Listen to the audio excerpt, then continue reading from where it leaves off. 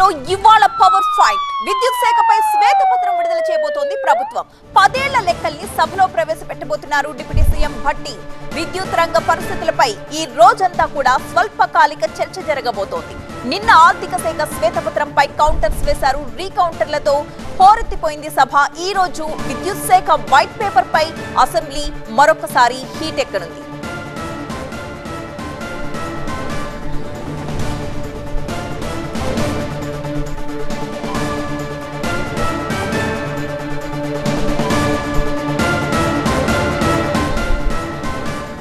మా ప్రతినిధి రాకేష్ దీనికి సంబంధించిన డీటెయిల్స్ తో సిద్ధంగా ఉన్నారు. రాకేష్, ఈ రోజు విద్యుత్ శాఖ వైట్ పేపర్ పై మరొకసారి అసెంబ్లీ హీట్ ఎక్కబోతోంది. రోజువారీ స్వల్పకాలిక చర్చ కూడా ఉంటుంది అంటున్నారు. ఏంటి డే మొత్తం స్కెడ్యూల్? పవర్ ఫైట్ ఉండబోతుంది ఈరోజు. బీఆర్ఎస్ వర్సెస్ అధికార పార్టీ కాంగ్రెస్ కి రెండింటి మధ్య ఈ పవర్ ఫైట్ కొనసాగనుంది.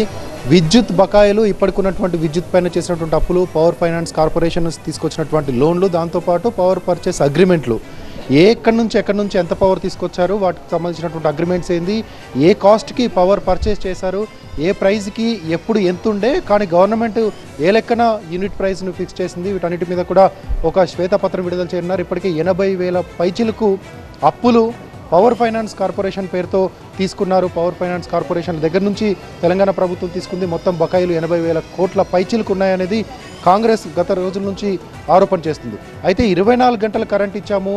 ఇంత ముందున్నటువంటి కాంగ్రెస్ ప్రభుత్వంలో తెలంగాణ రాకముందు పవర్ హాలిడేస్ ఉండేవి, పవర్ హాలిడేస్ లేవు. ఇండస్ట్రీకి కానీ, రైతులకు కానీ, డొమెస్టిక్ హోమ్స్కి కానీ వీటన్నిటికీ 24 గంటల కరెంట్ ఇస్తున్నాము, రైతులకు 24 గంటల ఉచిత కరెంట్ ఇస్తున్నామంటూ బీఆర్ఎస్ చెప్పుకునేటువంటి అవకాశం ఉంది.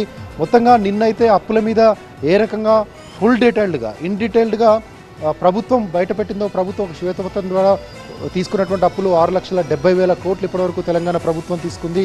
2014 నుంచి మొన్న జరిగినటువంటి ఎన్నికల ముందు వరకు. సో ఈ 10 ఏళ్ల కాలంలో తీసుకున్నటువంటి అప్పులు ఏ కార్పొరేషన్ పేరుతో తీసుకుంది, ఎఫ్ఆర్బిఎం పరిధిలోకి రాకుండా ఎలా కొన్ని కార్పొరేషన్లు క్రియేట్ చేసింది, వీటన్నిటిని మొత్తంగా నిన్న చూపించింది. దానికి బీఆర్ఎస్ కూడా గట్టి కౌంటర్ ఇచ్చింది. మేము తీసుకుంది అప్పులు కాదు, ఆర్థిక ప్రగతి. ఆ అప్పుల్ని క్యాపిటల్ ఇన్వెస్ట్మెంట్ కింద మలిచాము, కొన్ని రెట్లు వాటి విలువను పెంచాము. అన్ని రంగాల్లో కూడా తీసుకొచ్చినటువంటి అప్పుల విలువ పెరిగింది. వాటిని అప్పులుగా చూడవద్దు, మిగతా రాష్ట్రాల కంటే చాలా తక్కువగా తీసుకున్నామంటూ నిన్న బీఆర్ఎస్ పార్టీ చెప్పుకొచ్చింది. ఈరోజు కూడా పవర్కి సంబంధించి, విద్యుత్ కొనుగోలుకు సంబంధించి, విద్యుత్ కొనుగోలు అగ్రిమెంట్లకు సంబంధించి, పవర్ ఫైనాన్స్ కార్పొరేషన్లు తీసుకొచ్చినటువంటి ఉన్నటువంటి బకాయిలు కానీ, తీసుకొచ్చినటువంటి లోన్ల గురించి పూర్తి స్థాయిలో ఈరోజు ఒక వైట్ పేపర్ టేబుల్ చేస్తే, వైట్ పేపర్లో ఉన్నటువంటి అంశాలపైన బీఆర్ఎస్ మాట్లాడుతుంది. ఎందుకని ఇన్ని అప్పులు చేయాల్సి వచ్చింది, ఎందుకని ఈ బాకీలు ఇంకా పెండింగ్లో ఉన్నాయి.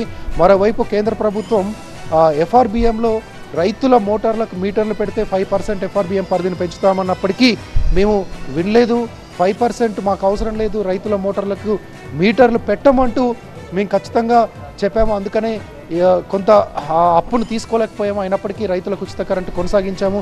దేశంలో మొదటి రాష్ట్రంగా తెలంగాణ 24 గంటల ఉచిత విద్యుత్తును రైతులకు అందించిందని బీఆర్ఎస్ చెప్పుకోబోతుంది. దాంతోపాటు నిన్న విడుదల చేసినట్లుగా వైట్ పేపర్ కంటే ముందే బీఆర్ఎస్ పవర్కి సంబంధించి, విద్యుత్కు సంబంధించి ఏదైనా ఒక డాక్యుమెంట్ రిలీజ్ చేసేటువంటి అవకాశం కూడా ఉంది. నిన్న కూడా ఫైనాన్స్కి సంబంధించి వైట్ పేపర్ కంటే ముందే గ్రాఫిక్స్తో కూడినటువంటి ఒక డాక్యుమెంట్ని, ఏ రంగంలో ఎన్ని అప్పులు తెచ్చామో, ఆ అప్పుల్ని ఏం చేశాము, ఆ అప్పులకు సంబంధించి వచ్చినటువంటి క్యాపిటల్ ఇన్వెస్ట్మెంట్ ఎంత, పోగైనటువంటి మొత్తం ఆదాయం ఎంత, వీటన్నిటికి సంబంధించి ఒక పేపర్ను రిలీజ్ చేశారు. ఈరోజు కూడా ఒక డాక్యుమెంట్ రిలీజ్ చేసేటువంటి అవకాశం ఉంది.